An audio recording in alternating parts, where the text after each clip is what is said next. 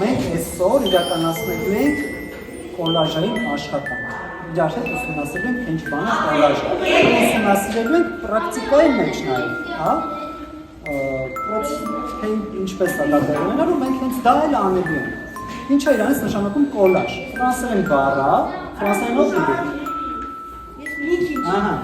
Այ կոլաժ մի հատ բառ արդեն ֆրանսերեն գիտեք։ Էլի գիտեք մի հատ բառ։ Լասեք։ Էլի գիտեք։ Դե խոսում եք, ելեք ֆրանսերեն։ Ուրեմն, ֆրանսերեն բառը կոլաժը որ նշանակում կպցնել։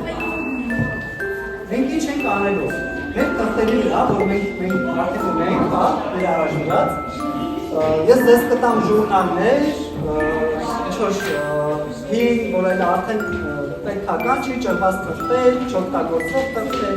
մենք այդ չօգտագործող թղթերը իրար հետ համադրելու ենք, կպցնելու ենք կոլաժ ենք անելու, հա, ֆրանսերեն ասած, կպցնելու ենք մեր այդ թղթերի վրա, հա, սոսնձով։ Մեզ հարկավոր է սոսից, թափուն թղթեր, ու մեկ-մեկ եթե կուզենակ ասենք տարերը սիրուն կտրեք, մկրատներ կարեք տան։ Հա, եթե կպցնեք ու ուզենակ հետո վրայից խզբզեք գույներ ինչ-որ ավելացնեք, որ ձեզ մտածում եք պետք տնի, կարան կտենքսի անենք։ Բայց այսօր եկեք աշխատենք մենակ կպցնել, հա, ինչ ուզում եք, այլ կպցնելով ստանեք ծաշտու,